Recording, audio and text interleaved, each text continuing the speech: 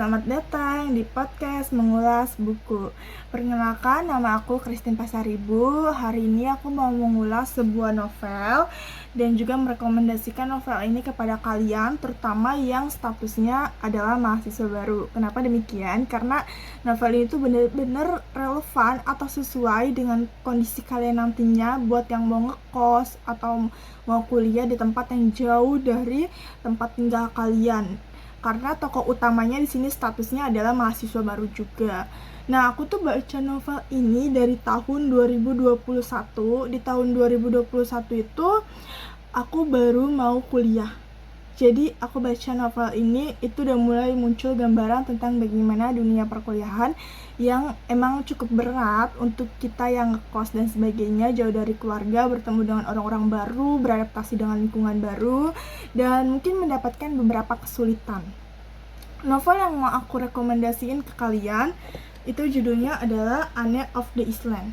Anne of the Eastland ini terbit tahun 2009 di penerbit Kanita, itu salah satu lini atau cabang dari penerbit Mizan. Nah, terbitnya itu di Kota Bandung dengan tebal halaman itu 376 halaman. Nah, novel ini itu novel terjemahan ya, jadi bukan dari penulis Indonesia, melainkan dari penulis Kanada, tadi namanya Lucy Maud Montgomery. Nah, penerjemah dari novel ini itu adalah Indra Dia, SP, dan Nur Aini. Jadi novel ini tuh di tempat asalnya atau di kota asalnya itu tuh udah terbit tahun 1915. Udah lama banget ya. Tapi baru diterjemahkan ke Indonesianya tahun 2009. Jadi novel ini memang udah cukup lama, tapi aku bisa jamin kalau kata-kata di dalam novel ini tuh nggak terlalu puitis banget, melainkan sederhana tapi penuh makna. Jadi kalian nggak akan terlalu sulit untuk mencerna novel ini. Nah, sebelum kita membahas lebih jauh, mengulik lebih jauh tentang isi novel ini dan mengkritik beberapa tentang isi novel ini, aku mau memberitahu atau membacakan dulu profil dari si penulis, yaitu Lucy Maud Montgomery. Karena sebelum kita mengetahui isi sebuah buku, kita harus tahu dong siapa yang menciptakannya dan bagaimana latar belakang orang tersebut hingga bisa sampai di titik menciptakan novel sebagus ini. Nah, Lucy Maud Montgomery ini adalah seorang penulis novel, cerita pendek, dan puisi dari Kanada. Dia ini lahir pada 30 November 1874. Wow, udah lama ya. Dan meninggalnya itu tahun 1942. Jadi sekitar 20-30 tahun setelah novel ini diterbitin, beliau meninggal. Nah, Lucy ini menikah dengan Ewan MacDonald yang mempunyai anak 3 bernama Chester, Hugh, dan Stuart. Lucy menempuh pendidikan di perguruan tinggi Prince of Wales untuk mendapatkan gelar guru, lalu melanjutkan pendidikannya ke Universitas Dalhousie di Nova Scotia dan mengambil jurusan sastra. Jadi memang dia berkecimpung di sastra karena latar belakang pendidikannya memang sastra. Nah, selama hidupnya, ini yang membuat aku kagum sama sosok Lucy ini, karena selama hidupnya dia tuh menulis banyak banget karya sastra. Nah, salah satunya itu ada 20 novel, 530 cerita pendek, wow, dan 500 puisi, serta 30 esai. Hal ini yang membuat dirinya menjadi terkenal adalah novel Anne of the Green Gables. Oh ya, jadi novel ini tuh ada 3 seriesnya, 3 lanjutannya di belakang. Nah, ini tuh yang ketiganya, yaitu Anne of the Eastland. Jadi yang pertamanya itu Anne of the Green Gables. Tadi kita kan udah bahas mengenai profil penulisnya. Sekarang kita bahas mengenai garis besar cerita ini. Nggak akan aku ceritain dari awal sampai akhir, tapi aku ceritain poin-poin pentingnya aja biar kalian punya gambaran. Selebihnya kalian bisa baca di novel langsung, yaitu Anne of the Eastland. Anne of the Eastland ini bercerita tentang Anne, ya sesuai nama tokoh atau nama di novelnya. Dia ini mahasiswa baru di perguruan tinggi Redmond di kota Kingsport, dan dimana dia tuh bertemu dengan 3 teman barunya. 3 teman baru Anne ini yaitu Charlie, lalu juga Gilbert, sama Priscilla. Nah, si Anne ini mengalami beberapa kesulitan dalam bersosialisasi, beradaptasi dengan dunia perkuliahan dan lingkungan barunya di kota Kingsport. Hal itu membuat si Anya mengalami beberapa hal yang membuat dia down karena teman-temannya itu menurutnya itu sangat wow, pencapaiannya sangat hebat. Dia merasa dia sudah hebat sewaktu di kota asalnya, namun saat dia pindah kota, dia merasa dia kurang dari teman-temannya, seperti Gilbert yang menjadi presiden kehormatan kelas, lalu juga dia memenangkan lomba-lomba yang cukup banyak. Hal itu yang membuat si Anya ini sempat down. Nah, selain tentang beradaptasi dengan lingkungan baru di kampus dan tentang kuliahnya, si Anya ini juga diribetkan atau ada tambahan masalah, yaitu masalah percintaan, di mana ada beberapa pria yang mulai mendekatinya saat dia berkuliah. Nah, tapi si Anya ini menolak mereka, termasuk Gilbert. Tapi pada akhirnya si Anya akan bersama si Gilbert. Alasan si Anya awalnya nolak si Gilbert itu karena si Gilbert nggak sesuai dengan keinginannya atau kriteria ideal pria impiannya. Tapi pada akhirnya si Anya ini sadar bahwa cinta itu nggak memandang tentang bagaimana kriteria ataupun fisik, tapi cinta itu tentang apa yang kita rasakan. Dan dia baru menyadari bahwa dia sebenarnya itu mencintai si Gilbert, bukan si Roy, pria yang sesuai dengan kriteria idealnya. Dan aku tuh mau mengkritik novel ini, mengulas juga dengan teori Roman Ingarden. Teori Roman Ingarden itu kan ada pertama yang word, sounds, and phonetic formation of higher order. Itu yang kedua ada meaning units. Lalu yang ketiga itu ada schematis aspect. Dan yang keempat adalah representation entitas. Yang mau aku ulas ini memakai yang teori meaning unit sama yang representation entitas. Kenapa? Karena aku menemukan beberapa tentang meaning units atau arti setiap unit dalam novel ini, dan juga ada entitas-entitas yang diwakili. Nah, ada representasi entitas yang menurut aku tuh kurang di novel ini. Salah satunya tuh di halaman 45. Karena di halaman 45 itu disebutkan seperti ini. Pemakaman Old St. John itu adalah tempat yang indah. Pemakaman. Coba kalian bayangin pemakaman yang harusnya itu tempat yang menyeramkan, karena kan isinya kan tentang mayat atau jenazah yang dari orang yang sudah meninggal gitu.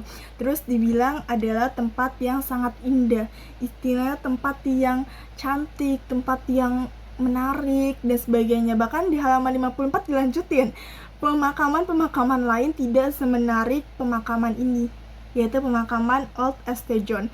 Sebelum kita bahas, aku mau ngasih gambaran tentang bagaimana pemakaman Old St. John. Nanti bakal muncul gambarnya di sini. Nah, kalian bisa lihat sendiri, itu pemakaman Old St. John itu menurut aku dari gambarnya aja udah cukup menyeramkan gitu ya. Apalagi kalau dilihat dari latar memang tahun 1915, itu pasti pemakamannya tuh menyeramkan juga. Tapi di sini pemakamannya itu direpresentasikan sebagai sesuatu yang sangat indah, sangat indah. Jadi kayak nggak lazim digunakan atau sesuai dengan pada umumnya, karena biasanya kan kalau makam atau pemakaman itu kan dijadiin tempat yang menyeramkan ya kalau di Indonesia, apalagi menjadi latar-latar film-film menyeramkan. Tapi nggak di sini. Di sini itu digambarkan sebagai tempat yang sangat indah. Tempat yang sangat indah itu karena banyak mungkin sejarah-sejarahnya, karena di sini banyak tentara-tentara yang gugur dalam medan perang pada saat itu dan dimakamkan di pemakaman Old St. John. Tapi tetap aja menurut aku representasinya kurang, karena menganggap pemakaman itu indah. Soalnya seakan-akan kita ngomong nih langsung hantu itu indah, padahal hantu itu seram. Jadi sulit untuk merepresentasikan pemakaman itu sebagai tempat yang indah. Nah, tapi ada representasi yang sesuai. Contoh hutan berhantu. Nah, ini tuh sesuai karena kalau kita tahu hutan itu kan sering digambarkan sebagai hal-hal yang mistis gitu ya. Kalau di Indonesia, tempat-tempat goib, tempat-tempat setan-setan berkumpul dan sebagainya. Jadi kalau berhantu ya wajar gitu kan, karena hutan apalagi kalau di malam hari itu pasti serem. Makanya ini menurut aku representasinya cocok, yaitu hutan berhantu. Nah, selanjutnya itu ada halaman 72. Menurut kalian itu cinta itu kayak gimana sih? Pasti menurut kalian itu cinta itu sesuatu yang mungkin menyenangkan, membuat hati berdebar-debar, terus juga membuat selalu merasa rindu dan sebagainya. Tapi kalau di novel ini cinta nggak digambarin seperti itu, nggak diwakilkan seperti itu. Cinta itu diwakilkan dengan kata melelahkan. Kayak gini kalimatnya, sisanya berisikan pengalaman melelahkan. Pengalaman melelahkan itu saat Anya bertemu dengan pria-pria yang menyatakan cinta padanya dan dia merasa bimbang atas perasaannya sendiri. Itu yang menurut Anya itu melelahkan. Nah, kenapa menurut aku representasi ini sebenarnya antara cocok sama nggak cocok sih. Soalnya kalau kita lihat kan emang nggak semua cinta itu indah. Tapi kalau orang-orang biasanya menyatakan cinta itu adalah sesuatu yang indah, di novel Anne of the Island, cinta itu sesuatu yang melelahkan. Melelahkan karena kamu harus berpikir siapa pria yang paling cocok untuk kamu, siapa pria yang benar-benar cinta sejati kamu, siapa pria yang sebenarnya hanya menyukai kamu, dan sebagainya. Itu yang Anne rasakan di novel ini, makanya dia bilang cinta itu melelahkan. Lalu selanjutnya di halaman 83 ini dibilang yaitu gunung itu keheningan menghampiri bagai terkena mantra surgawi. Jadi di gunung itu ada keheningan. Jadi keheningan itu direpresentasikan dengan keberadaan tempat gunung. Ini cocok menurut aku karena kalau kita tahu gunung itu kan sedikit ya kehidupannya, beda kalau di kota. Kalau di kota itu kan banyak orang, banyak kehidupan, banyak mobilitas. Sedangkan kalau di gunung ini kan sedikit gitu, karena sedikit yang kuat untuk tinggal di gunung hanya orang-orang pendalaman. Jadi kalau mau mendapat keheningan ya pasti ke gunung. Kalau lagi stres atau apa ya pasti mendaki gunung gitu kan, biar mendapatkan keheningan itu. Lalu selanjutnya yaitu tentang representasi pohon pinus. Jadi pohon pinus itu direpresentasikan sebagai ketenangan. Nah, pohon pinus itu kan katanya aromanya aku baca-baca dari beberapa sumber itu tuh menenangkan. Jadi wajar kalau kita merasa tenang atau melambangkan pohon pinus itu sebagai ketenangan. Terus juga pohon pinus itu kan juga diasosiasikan sebagai pohon Natal ya.